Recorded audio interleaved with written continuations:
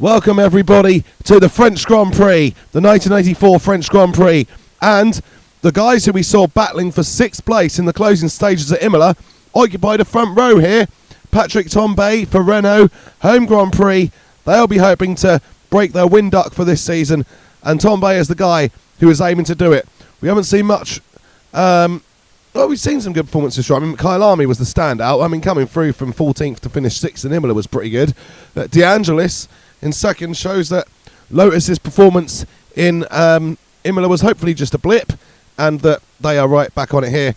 Nelsonpiquet, he is third. He will be dangerous. Even from there, I think that Brabham's pace is pretty strong. Prost and Mansell, they are in there, 5th and 6th. Mansell back up there. But when the Lotus is good, both Mansell and DeAngelis are good, and that is showing. McLaren back to sort of where one would expect them this weekend. Prost in 5th, Lauda in 9th. So, yeah, they have a bit of work to do. Ferrari, it's the second race in a row where their qualifying form has been quite abject, really, and we will hope to see Ferrari in that battle, because it always gives it a bit of spice, doesn't it? And, well, we'll see, but at the moment it is still very much Piquet. He's 8 points ahead of Rosberg, who is third on the grid. We often don't mention Rosberg. He doesn't seem as colourful or glamorous as some of the other names, but he is very hard-working. He is the 1982 world champion, and at the moment, in a car that far lacks in the power of those other cars that are up there fighting, Rosberg is sitting in second in the world championship. He's being consistent. He's doing a great job. So Piquet, though, does lead the championship. He's 8 points ahead of Rosberg. Then you've got Anu on 13. Then you've got DeAngelis on 10, Alboreto on 9, Mansell, Tambay and Warwick all on 7. Then Fabi, Prost, Lauda and Winkelhock all behind. So, that's how the championship stands going into this race.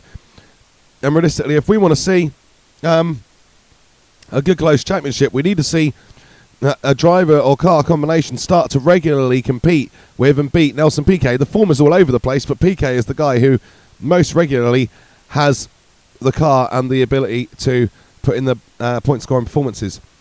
So here we go then. So there's Patricktambay on pole position, eliodeangelis behind him, and then Nelsonpiquet behind him in third on the grid.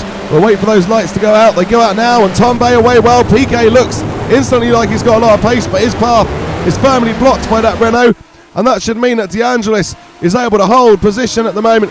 Going down to turn one, actually has a little look at the Renault. Doesn't work out, but Piquet has got a little bit of a run down the inside of eliodeangelis. Will DeAngelis hold on? He does. Manages to hold the line, and seeing this track, it gives me lots of happy memories of watching the Arnaud Villeneuve battle of 1979, and hopefully we'll see some more action like that today. And Tambay leads as we go around lap 1. They've got DeAngelis, then Piquet, then Rosberg, then Mansell. Mansell has got ahead of Prost, so Mansell's done a good move in that Lotus. And, well, Prost, he looks like it might be another customary 6th place for him if this race holds steady. But Tambay at the moment, he is still leading. He's got DeAngelis and Piquet. All three of those cars are on that leading pace. They're on that winning pace, so any one of them could win this race. The French crowd will be hoping massively for Tambay and the Renault to hold on. But DeAngelis is there. He's got to worry about Piquet at the moment, though, but I think Renault are going to have to worry more if Piquet manages to pass DeAngelis. That will give Tambay a major issue. With a very quick car, probably the quickest car in the field on its day. Behind them and through, past the Winkelhock, goes Warwick, squeezes Warwick into 7th position. And look at Piquet right up on the tail of DeAngelis now. But it's all getting very messy in there, and Piquet almost goes to DeAngelis and squeezes, and DeAngelis is squeezing past Tambay. Piquet loses some ground. He has to now put up and defend from Kekerosberg, but DeAngelis has got into the lead of the French Grand Prix. This could be an opportunity for Lotus to win a race this season. DeAngelis has had some podiums, but he hasn't won yet. Nigel Mansell was able to compete to win the South African Grand Prix, but the car didn't have the endurance on its tyres. Will DeAngelis be able to overcome that today? Will he be able to pull away and win this French Grand Prix? At the moment, it's looking good for him. Tambay is actually the guy who's struggling, and Piquet might need to get past Tambay if he wants a hope of winning the race, but at the moment, he's not exactly that close either.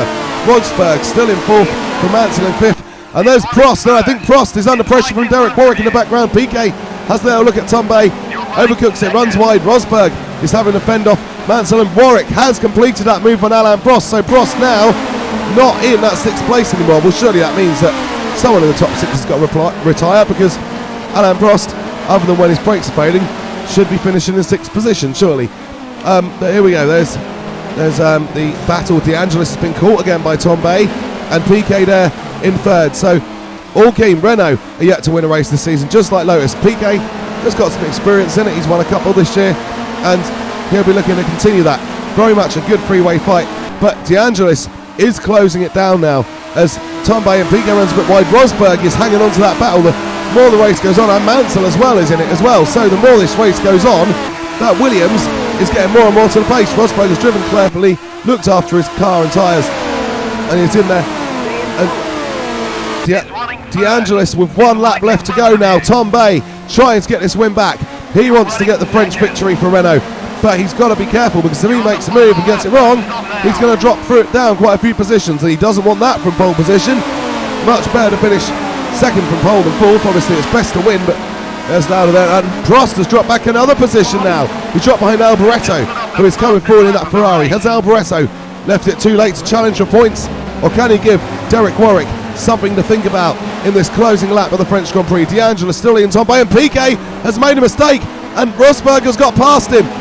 I think we did see that, but I didn't kind of pick up on it. But Piquet, not only has Rosberg got past him, but he's under pressure from Nigelmansell now. So we thought Piquet would be a dominant force in this race and applying pressure to everybody.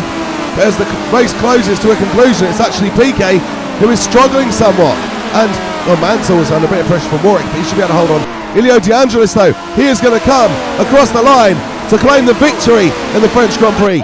Great victory for Eliodeangelis. Patricktambay finishes 2nd in the Renault. Kekerosberg holds on a 3rd. He will close in on nelsonpiquet by a point, but I think that Eliodeangelis will get ahead of Rosberg, so he'll actually be the closest guy to the world champion in the World Championship at the moment.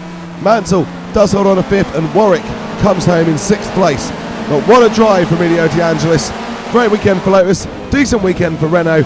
We saw that Warwick had the pace going through in the race as well. So there we go, there is the result. Eliodeangelis wins the race for Lotus. Patricktambay 2nd in the Renault, 3rd Kekerosberg in the Williams, keeping up his recent run of podiums. Very good form from Rosberg right now. Nelsonpiquet, he's in 4th. Nigelmansell finishes 5th, and Derekwarwick 6th for Renault.